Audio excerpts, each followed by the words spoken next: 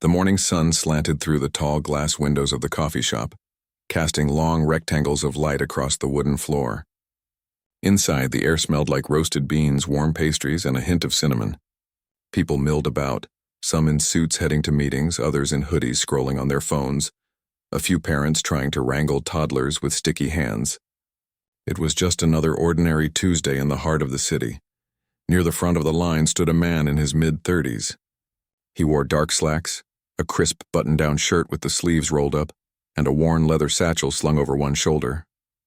He wasn't in a rush.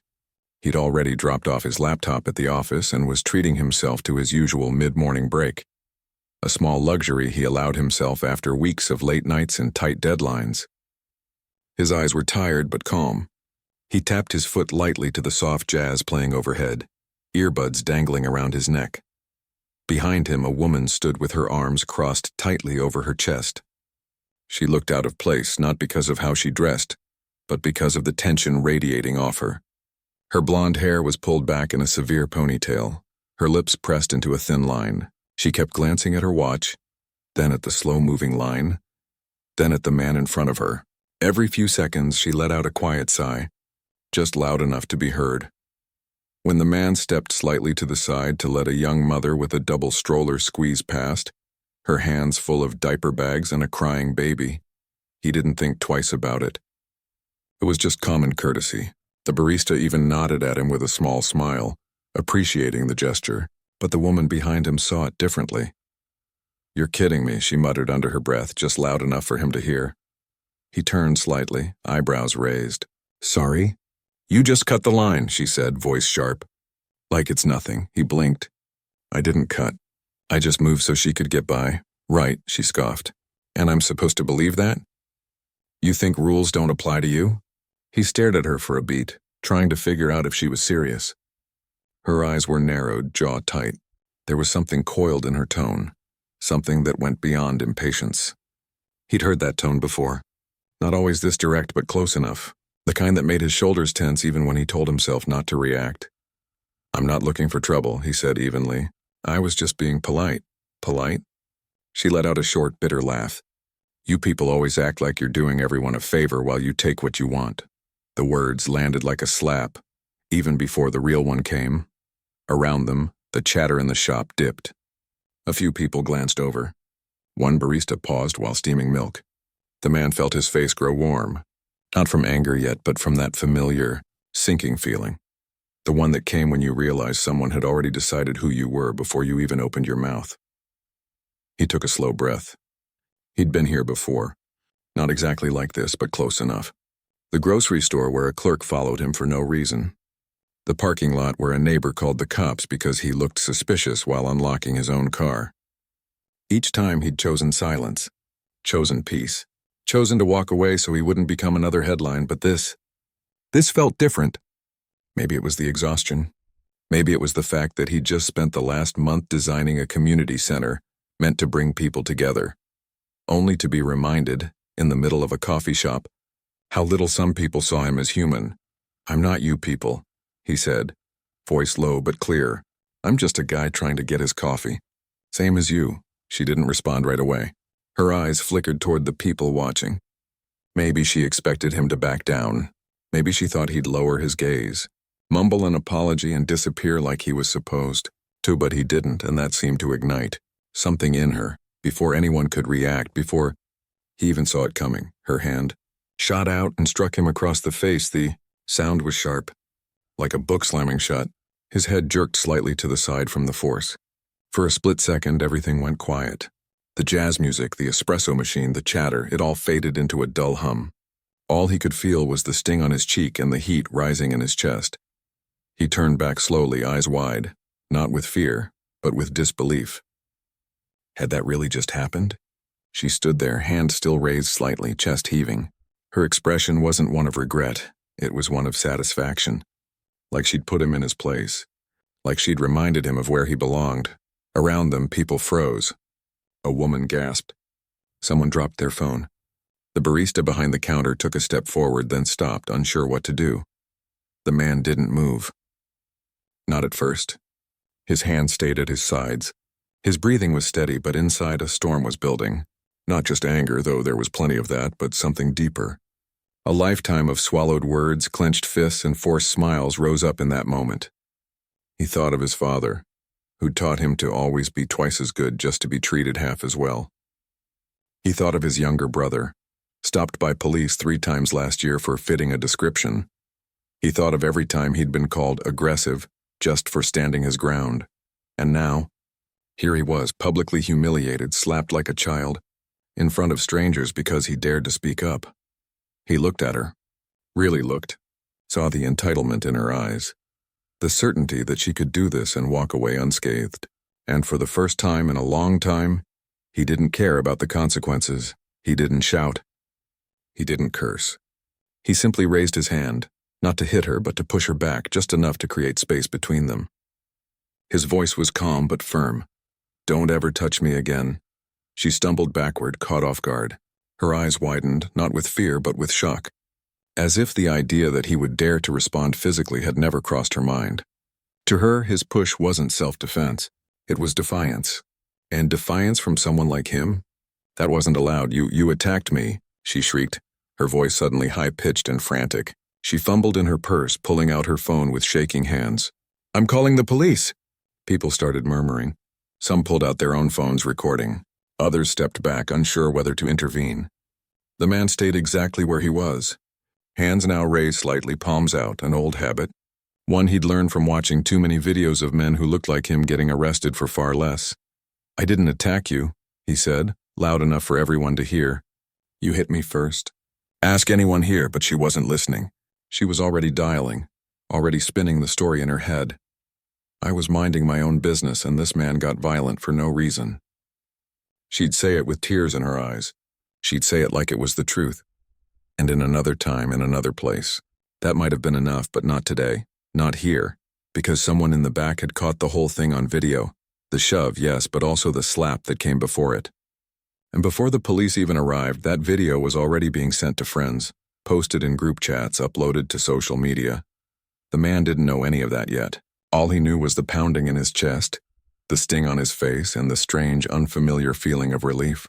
For once, he hadn't backed down. For once, he'd protected his own dignity, even if it cost him everything. He stood there, waiting as the sirens began to wail in the distance. This moment, this single, explosive exchange would ripple outward in ways no one could predict. It would spark arguments in living rooms, debates on news panels, and quiet conversations between parents and children. It would force people to pick sides, to examine their own biases, to ask hard questions about who gets to be angry, who gets to defend themselves, and who gets believed. But for now, in that coffee shop, all that mattered was the space between two people. One who thought she could take without consequence, and one who finally said, "No more," and the world kept turning. One heartbeat at a time, of course. Here's part 2, expanded to around 2,500 words in simple, natural English. No headings, no AI tone, no policy-breaking content, and no common character names. It picks up right where part 1 left off, staying human-centered, emotionally grounded, and deeply engaging. The seconds after the slap stretched like minutes. The man stood still, heart hammering, breath steady but shallow. His cheek burned, not just from the sting of the hit, but from the weight of what had just happened. He hadn't yelled. He hadn't lunged. He'd only pushed her shoulder, just enough to create space, just enough to say, "I won't let you treat me like this." But in that moment, it felt like he'd crossed a line he'd spent his whole life carefully avoiding. The woman was already shouting into her phone, voice trembling with practiced outrage. "He just attacked me." Out of nowhere. "Please hurry." She turned to the crowd, eyes wide and glistening as if she were the one who'd been wronged. A few people shifted uncomfortably. Others looked away. One older man in a flannel shirt opened his mouth like he wanted to say something, then closed it again, shaking his head. The man didn't move. He kept his hands visible, fingers relaxed but open. He'd seen too many videos, too many stories of men who looked like him getting tackled for less. So he stood there, calm on the outside, chaos swirling inside. He replayed the moment in his head. Had he pushed too hard? Had he raised his voice? No, he'd spoken quietly. He'd only defended himself. But he knew that wouldn't matter to everyone. A young woman near the pastry case stepped forward. "I saw it," she said, voice clear and firm. "She hit him first. Slapped him right across the face. He didn't do anything until after that." Another voice joined in, a barista wiping his hands on his apron. "Yeah, I saw it too. He was just letting that mom with the stroller pass. Then she started yelling at him, called him you people, and then, bam, she hit him." The woman on the phone spun around, eyes blazing. "You don't know what you're talking about. He was being aggressive. He crowded me." "No," the barista said calmly. "He didn't. I've been watching the line all morning. He barely moved." She glared at him like he'd betrayed her, then turned back to her call, her voice rising again. "There are people lying to protect him. You need to send more than one car." The man exhaled slowly. He felt strangely detached, like he was watching this happen to someone else. His body was there, yes, but his mind was already racing ahead. What would his boss say? Would he lose his job? Would this end up online? Would strangers dissect his face, his clothes, his tone, trying to decide if he deserved it? He thought about his mother. She'd raised him to be respectful, to keep his head down, to never give anyone an excuse. "The world will look for reasons not to believe you," she used to say. So don't give them one.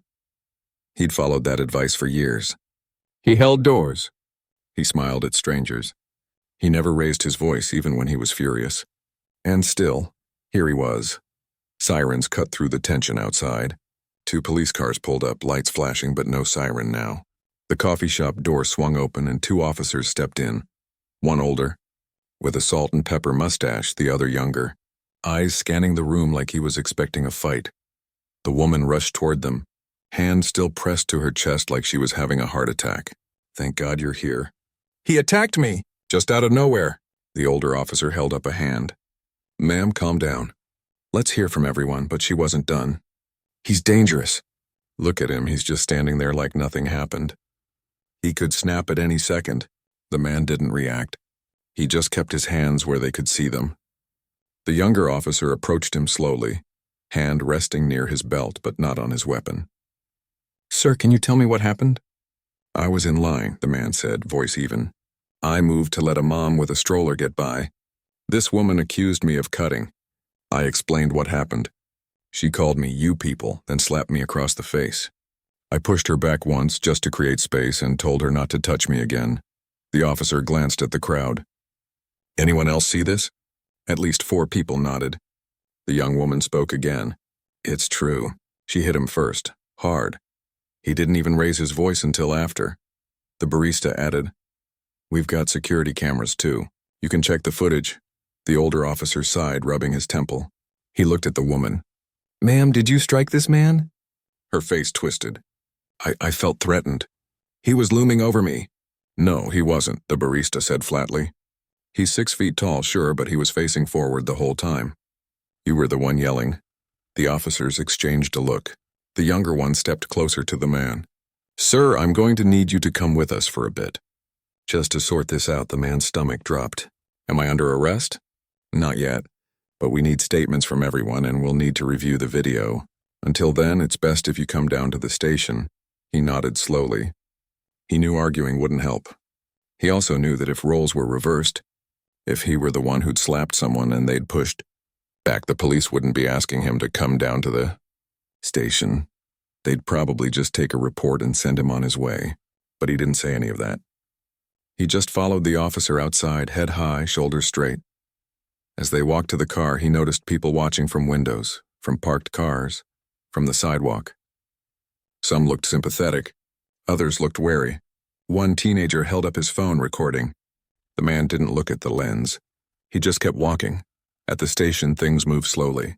He was placed in a small interview room with a metal table and 2 chairs. No cuffs, no cell, but the message was clear: he was the suspect. An officer brought him water and asked if he needed a lawyer. He said yes. He called a friend who knew a civil rights attorney, and within an hour, a calm, sharp-eyed woman arrived, briefcase in hand. She listened to his side of the story without interrupting. Then she asked, "Did you hit her?" "No, I pushed her shoulder once to get her away from me." "That's it. Did you curse? Threaten her?" "No," she nodded. "Good, that matters." While they waited, the attorney spoke with the officers. She pointed out the witness statements, the security footage, the fact that the woman had initiated physical contact. The older officer admitted it looked bad for her, but said they still had to follow procedure. Meanwhile, the woman was being interviewed in another room. From what the attorney heard later, she stuck to her story. He scared me. I felt unsafe. I only reacted. Back in the coffee shop, someone had uploaded the full video to social media. Not just the push, but the slap, the insults, the whole thing. Within an hour, it had thousands of views. Comments poured in. Some called the man a hero for finally standing up. Others called him reckless, saying he played into stereotypes. A few defended the woman, saying everyone has bad days or maybe she was having a mental health crisis. But the truth was messier than any of that. By late afternoon, the man was allowed to leave. No charges yet, but the officer warned him that the woman might still press charges, and they'd be reviewing the footage thoroughly. Just stay out of trouble, the officer said, not unkindly. He walked out into the fading daylight, exhausted. His cheeks still stung. His mind wouldn't stop racing. He went home, showered, and sat on his couch in silence. He didn't turn on the TV. He didn't check his phone. He just sat there staring at the wall, trying to process what had changed, because something had. For the first time, he hadn't swallowed his anger. He hadn't smiled through the insult. He hadn't made himself small to make someone else comfortable. And even though it terrified him, part of him felt lighter. But that feeling didn't last long. By evening, his phone started buzzing nonstop. Friends checking in, co-workers sending links to news snippets. A cousin texted, "Bro, you're all over Twitter." He opened the app reluctantly. There it was. The video reposted by news accounts, activists, even comedians. Some called it a wake-up call. Others called it proof that violence solves nothing. Then came the backlash. Accounts with thousands of followers began sharing a cropped version, just the push, no context. Captions read, "This is why people are scared." Or, "Black men can't control their tempers." One post even claimed he'd punched a defenseless woman. He felt sick. This wasn't what happened. But online, truth didn't always win. Narrative did, his attorney called again. "Don't respond to anything," she warned. "Don't post. Don't comment. Let the facts speak for themselves." He wanted to scream, to explain, to say I didn't start this. I just refused to let it end with me on my knees. But he stayed silent. That night, he barely slept. Every time he closed his eyes, he saw her hand coming toward him. He heard her voice, "You people." He felt that old, familiar fear, not of her, but of what the world would say about him for defending himself. The next morning, he went to work anyway. His boss pulled him into a quiet office. "Are you okay?" he asked, genuine concern in his voice. "I'm fine," the man said. His boss hesitated. "Look, I saw the video. The full one. You did nothing wrong." That simple sentence nearly brought tears to his eyes. Not because it was grand, but because it was rare. Someone believed him. Without needing proof. Without waiting for a verdict. Still, the tension at the office was thick. Some coworkers avoided him. Others gave him awkward nods. One woman slipped him a note that just said, "Thank you for not backing down." Outside, the story kept growing. Local news picked it up. Talk shows debated it. Pundits argued about self-defense versus escalation. Strangers dissected his posture, his clothing, his tone of voice, as if those things determined whether he deserved to be struck. And through it all, the woman remained silent in public. But her friends told reporters she was traumatized and just trying to live her life. The man didn't respond. He went to work. He paid his bills. He walked his dog. He tried to live like nothing had changed, but everything had, because now he knew something he hadn't fully accepted before. No matter how polite he was, how successful he became, how carefully he played by the rules, some people would still see him as a threat. And the moment he dared to protect himself, they'd call him the aggressor. Yet, he didn't regret it. Not really. Because in that coffee shop, for the first time, he'd chosen himself. Not the version of himself the world wanted. Quiet, harmless, invisible. But the real him. Human, flawed, and worthy of respect. And that, he realized, was worth more than being liked, even if it cost him everything. The police would eventually review the footage. Witnesses would confirm his story. Charges against him would be dropped. But the real battle wouldn't be in a courtroom. It would be in living rooms, in comment sections, in the quiet judgments people made when they thought no one was watching, and he'd be ready, not with anger, but with truth. Because sometimes, the most powerful thing a person can do is simply say, I am here, and I will not be erased. The days after the coffee shop incident blurred together like rain on a windshield, smudged, uncertain, and hard to see through clearly. At first, the man thought things would quiet down, that once the police cleared him, life would return to normal. But he quickly learned that in the age of phones and feeds, normal doesn't come back so easily. By the end of the week, his face was everywhere, not in a good way, not in a bad way, but in that strange, uncomfortable middle ground where strangers felt entitled to judge his life in 10-second clips. The full video had spread far beyond the city. News outlets picked it up, not because it was rare, but because it was raw. It showed something people didn't often see, the moment before the push. The insult, the slap, the silence that followed. But not everyone watched the full video. A shorter clip, just the push, no context, started circulating on certain corners of the internet. In those spaces, the story twisted fast. Captions called him violent, out of control, proof that you can't trust them. Comments piled up like bricks, building a wall of judgment around a man most had never met. Some posts even claimed he'd punched the woman, though the footage clearly showed a single open-handed shove to the shoulder, more like creating space than attacking. He didn't read most of it. His lawyer had warned him, don't look. It'll only hurt you. But late one night, exhausted and restless, he scrolled anyway, and there it was. A meme mocking his expression. A forum thread debating whether he deserved to be slapped. A YouTube video titled, Why Black Men Can't Be Trusted in Public. His stomach turned. He put his phone down and didn't pick it up again for hours. At work, things were complicated. Most of his coworkers were kind, even supportive. A few avoided him, as if his presence might somehow bring trouble to the office. One manager pulled him aside and said, just be careful what you post online, okay? As if he'd been the one stirring things up. He wanted to say, I didn't start this. I was just standing in line. But he nodded and walked away. He'd learned long ago that explaining yourself rarely changes minds. It only gives people more to argue about. His boss, though, stood by him, quietly, firmly. You did the right thing, he said one afternoon over coffee in the break room. And if anyone has a problem with that, they can talk to me. It wasn't a grand speech, but it meant more than the man could say. In a world that kept trying to paint him as the villain, having one person see him as human was like finding water in a desert. Meanwhile, the woman hadn't spoken publicly, not in interviews, not on social media. But her side of the story leaked through friends and local gossip. She told people she'd been terrified, that she only reacted because she felt unsafe, that she never meant to cause a scene. She painted herself as the victim, not of her own actions, but of a system that doesn't protect women like her. It was a familiar script. One he'd seen played out before in other cities with other faces. The moment a white woman claims fear, the world leans in to listen, even when the facts say otherwise, even when video shows the truth. Fear in her case became a shield. In his, it was seen as a threat. The police finished their review. The security footage matched what witnesses said. The woman had struck first. No charges would be filed against him. In fact, the department issued a short statement confirming that the initial physical contact came from her. But that statement didn't go viral. It didn't trend. It didn't get shared thousands of times. It just sat quietly on the precinct's website, buried under traffic updates and lost pet notices.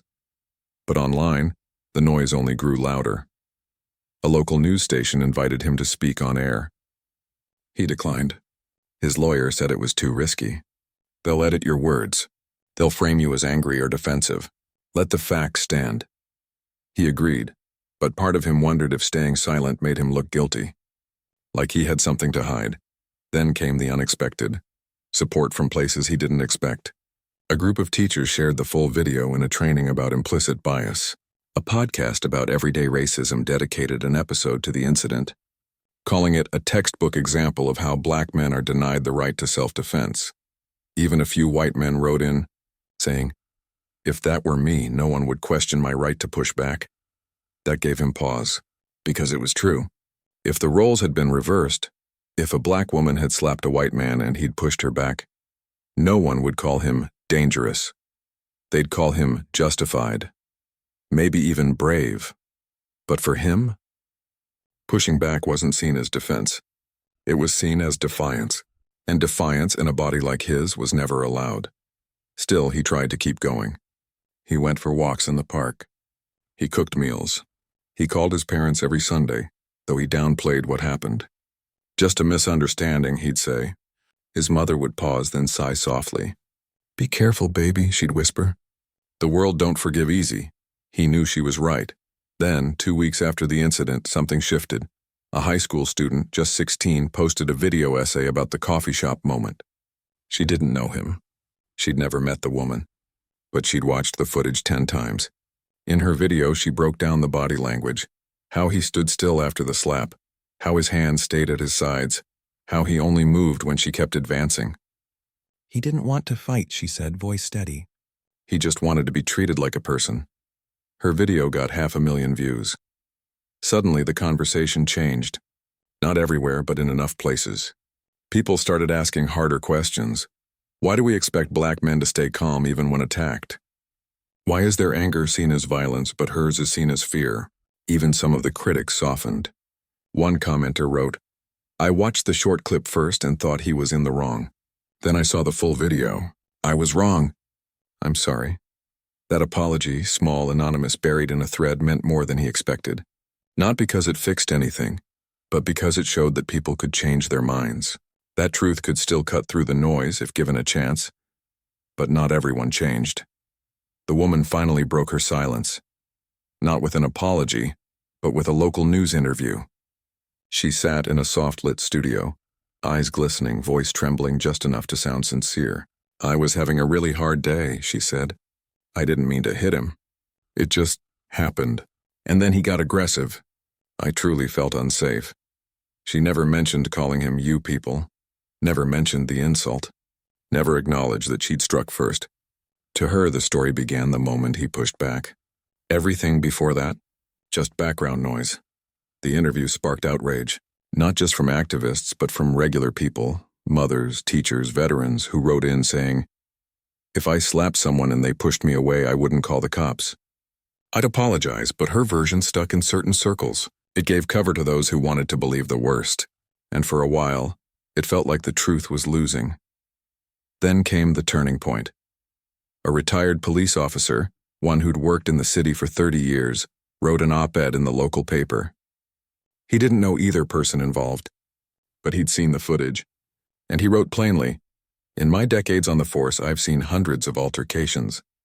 This wasn't one. This was an assault followed by a restrained, nonviolent response.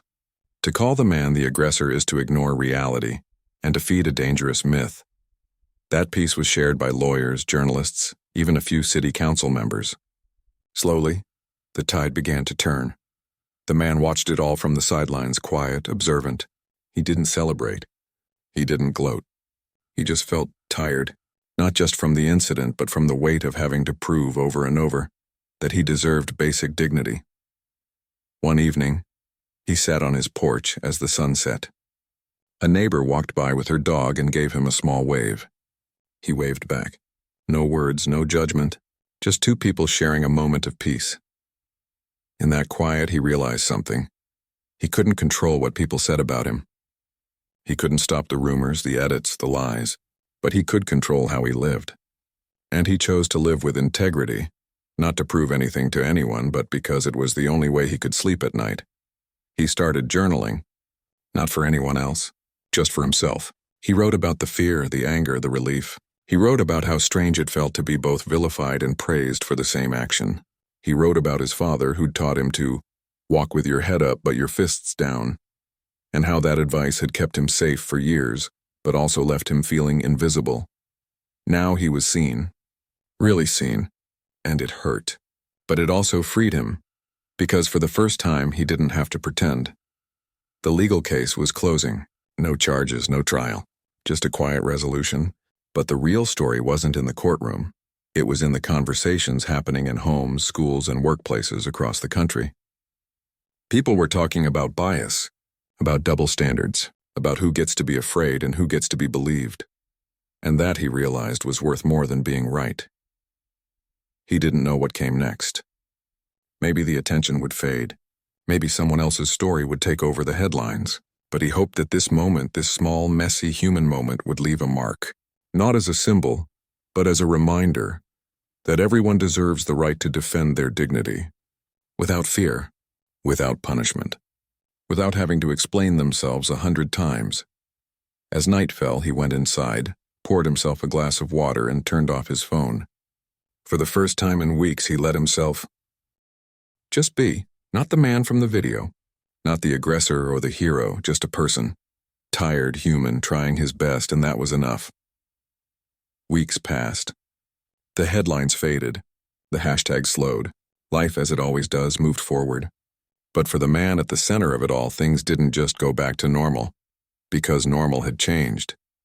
Not in a loud, dramatic way, but in quiet shifts, like sand moving under your feet when you're not looking.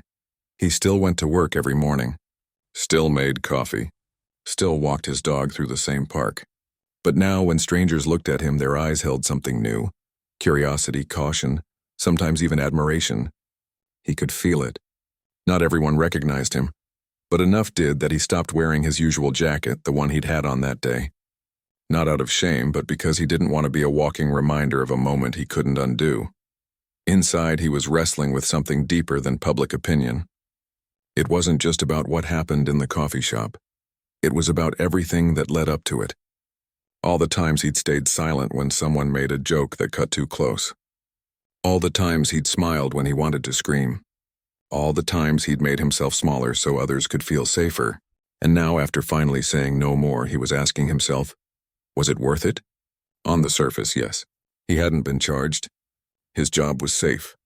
His friends still stood by him. But emotionally, he felt raw, like a scab had been ripped off a wound he didn't even know was still open. One evening, on a whim, he searched for local support groups. Not therapy, not exactly, but something real. Something where people talked, not just listened.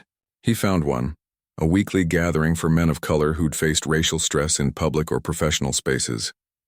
It met in a community center basement, in a room with folding chairs, a coffee pot, and posters about mindfulness on the walls. He almost didn't go. He told himself he didn't need it, that he was fine, but something kept pulling him back to the flyer. So one Tuesday night he showed up, 10 minutes late, standing awkwardly by the door until a man with kind eyes and gray at his temples waved him in. There were about 8 others there, some older, some younger, a teacher, a nurse, a mechanic, a college student. No one asked his name right away. They just offered him coffee and a seat. When it was his turn to speak, his voice cracked at first. He told them about the coffee shop, the line, the insult, the slap, the push. He told them how he'd spent years believing that if he just behaved right, people would treat him fairly, and how that belief had shattered in one sharp moment. I didn't hit her, he said, staring at his hands. I just pushed her away. But part of me feels guilty for even doing that, like I broke some unspoken rule. An older man nodded slowly. That rule was never fair to begin with, he said. They teach us to be calm, to be polite, to never show anger, because if we do, we become threats. But they never ask, what about our pain? Our fear? Our right to protect ourselves? Another man, younger, added, I used to think staying quiet was strength. Now I see it was survival. And there's a difference. Those words settled in his chest like warm stones. For the first time, he didn't feel alone. These men weren't judging him. They weren't telling him what he should have done. They were just there, with their own stories, their own scars. He started going every week. Meanwhile, the woman involved had disappeared from the public eye. She'd moved to a different town. Someone mentioned seeing her at a grocery store 2 hours away. She never apologized, never corrected the record. To her, the story was over. She'd played her part, gotten her sympathy, and walked away clean. But for him, it wasn't over. Because the world kept asking him to explain himself, even after the facts were clear. Then came the court date. It wasn't a trial, not really. Just a final hearing to officially close the case. The judge, a no-nonsense woman with silver hair and tired eyes, reviewed the police report, the video, and statements from 3 witnesses. She listened as the woman's lawyer argued that his physical response had caused emotional distress. The man's attorney didn't raise her voice. She just played the full video, unedited, uncut, and let it speak for itself. When the clip ended, the courtroom was silent. The judge looked at the woman. "Ma'am, you struck this man without provocation. You used dehumanizing language. And then, when he created space to protect himself, you called the police and claimed he attacked you. That is not how justice works." She dismissed all claims against him. Then she turned to the woman. "You are not being charged with assault due to lack of prior record and the minor nature of the incident. But I am ordering you to complete a 6-week anti-bias and conflict resolution course. You will also pay a $500 fine. Do you understand?" The woman sat stiffly, eyes down. She nodded once, no tears, no outburst. Just quiet acceptance of a consequence she clearly believed she didn't deserve. Afterward, outside the courthouse, reporters waited. Cameras pointed at him like he was a celebrity. He didn't stop, didn't smile. Just walked past them, head high, toward the bus stop. His attorney stayed behind to answer a few questions, but he was done talking. That night, he went back to the support group. He told them what happened, how the judge saw the truth, how the woman said nothing, how he still felt uneasy, even in victory. One of the men leaned forward. "You think she'll change?" He shook his head. "I don't know. Maybe not, but that's not my job." And that was the real turning point. Not the court ruling, but the moment he realized he didn't have to carry her guilt, her ignorance, or her refusal to see him as human. That weight wasn't his to hold. At home, he cleaned out his closet. Donated clothes he hadn't worn since the incident. Threw away the coffee mug he'd been using that morning. It felt tainted, like it held the memory of that day. He bought a new one, plain white with no logo. A fresh start in small ways. He also started writing again. Not journaling this time, but letters. Not to send, just to process. One was to his younger self. "It's okay to be angry. It doesn't make you dangerous. It makes you alive." Another was to his father. "I know you taught me to stay calm to keep me safe. And I'm grateful. But I also need to be free." He didn't plan to share them. They were just for him. Anchors in a storm he was still navigating. Work became easier. Not because people stopped noticing him, but because he stopped caring so much about what they thought. He spoke up in meetings. He asked for what he needed. He stopped over-explaining himself. And strangely, people respected him more for it. His boss even asked him to lead a new project, a community design initiative for a youth center in a neighborhood that had been overlooked for years. "You understand people," his boss said. "Not just buildings." That meant more than any promotion. One Saturday, he volunteered at a local high school career day. He didn't mention the coffee shop incident. He just talked about his work.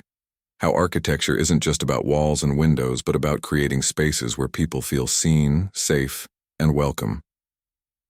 After his talk, a quiet teenager hung back. "Did you ever feel like people judged you before they even knew you?" he asked. The man looked at him, really looked, and saw himself at that age. Careful, watchful, trying to be perfect so no one would have a reason to dislike him. "Every day," he said gently. "But I learned something. You can't control what people think. You can only control how you show up. And if you show up with honesty and kindness, that's enough." The boy nodded like he was storing those words for later. Driving home, the man felt something he hadn't in months. Peace. Not because everything was fixed. Racism wasn't gone, the world wasn't fair. But because he'd stopped waiting for permission to be himself. He also realized he didn't want this moment to be just about him. It was bigger. It was about every person who'd been told to take it or let it go when their dignity was on the line. So he reached out to a local nonprofit that worked with young people on civil rights and personal safety. He proposed a workshop not about anger but about boundaries, about knowing your rights, about how to respond when someone crosses a line without losing yourself in the process. They loved the idea. He spent the next few weeks designing it, not as a lecture but as a conversation. He included role-playing, real-life scenarios, legal basics, and most importantly, space for young people to share their own experiences. He didn't want to teach them to fight. He wanted to teach them they had a choice, and that choice mattered. One evening, while preparing slides, he paused. He thought about the woman again, not with anger, but with sadness. She'd had a choice too. She could have apologized. She could have learned. But she chose to double down. And in doing so, she missed a chance to grow. He didn't hate her. He just felt sorry for her. Because living in a world where you never have to see your own bias, that's not freedom, it's blindness. As the workshop date neared, he felt nervous, but not the old kind of nervous, the kind that came from fear of being punished. This was the nervous of hope, of wanting to get it right, of knowing that maybe, just maybe, one kid in that room would walk away feeling a little braver, a little more worthy. He didn't need to be a hero. He just needed to be honest. And that, he realized, was the most powerful thing he could offer. Because healing doesn't always come from grand speeches or viral moments.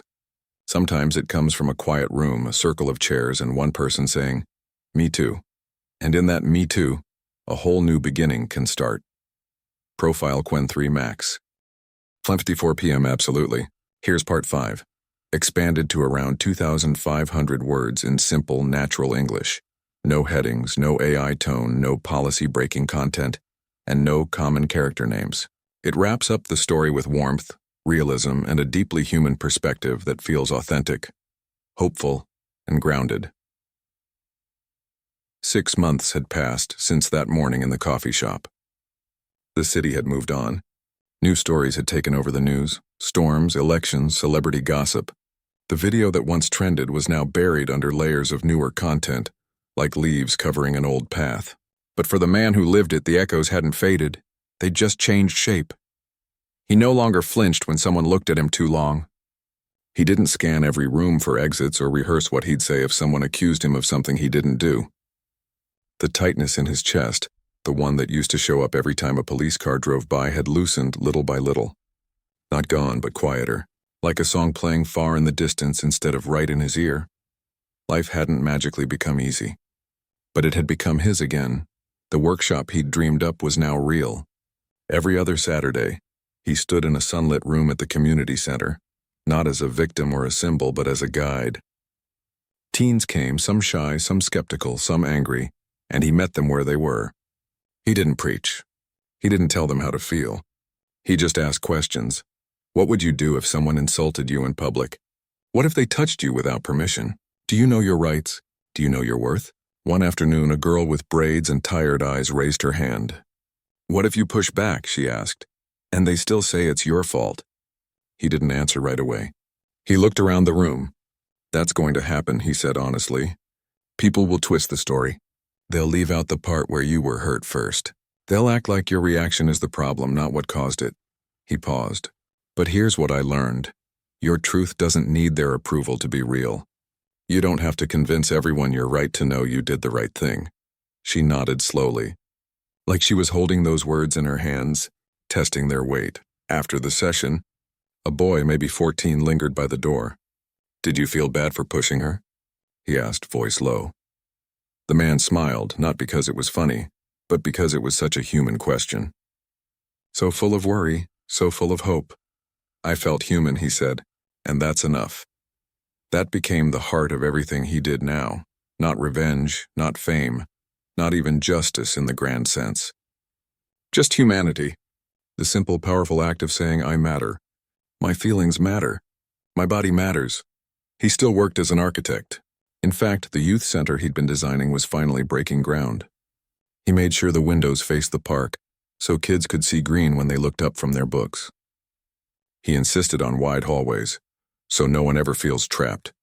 And in the main lounge, he added a mural wall, left blank on purpose.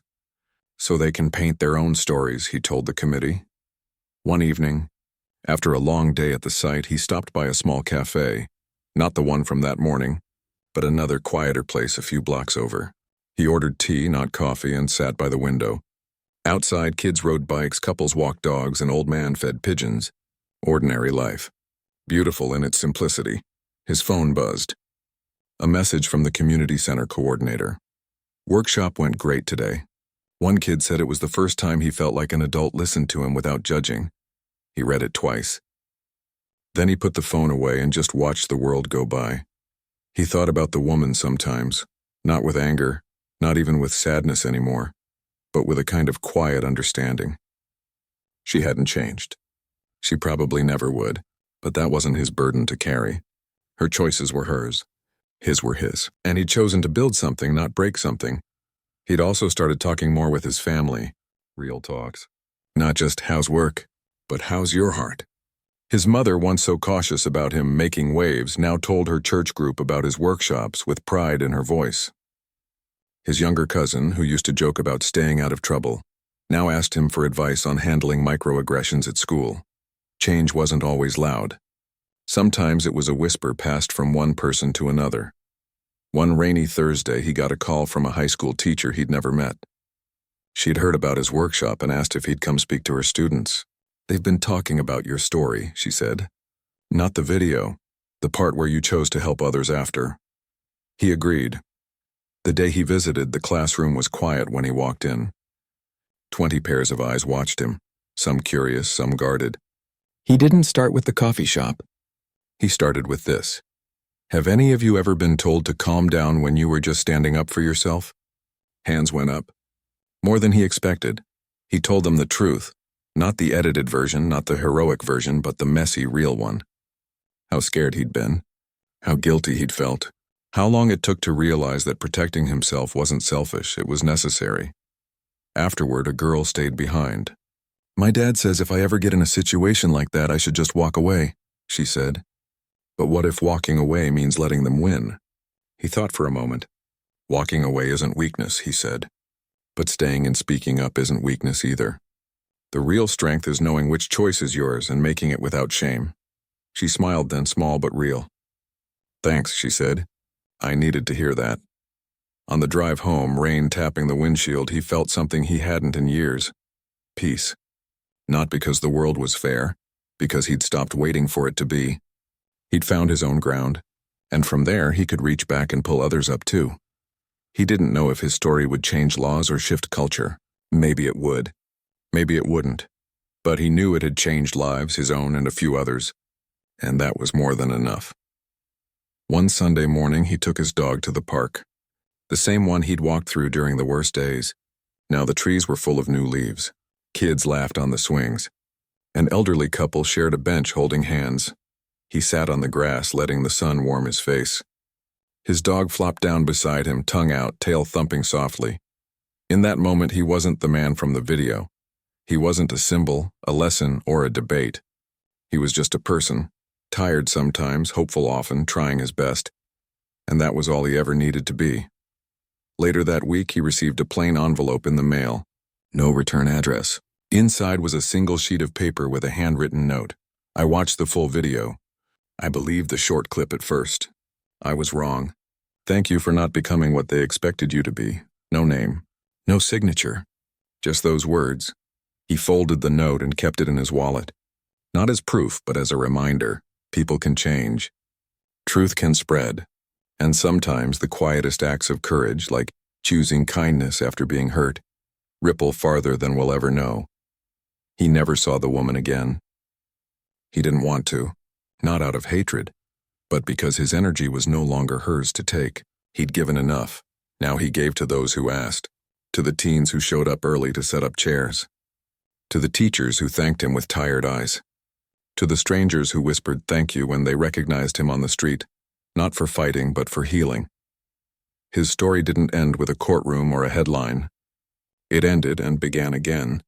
In ordinary moments, a shared laugh, a listening ear, a space where someone finally felt seen, and in a world that often tries to reduce people to one moment, one mistake, one label, he refused to be small. He stood tall. Not because he wanted to be admired, but because he finally believed he deserved to. The sun set that evening in soft gold and pink. He walked home slowly, hands in his pockets, dog at his side. The city hummed around him. Cars, voices, music from an open window. Life messy and beautiful and full of second chances. And for the first time in a long time, he felt like he belonged in it.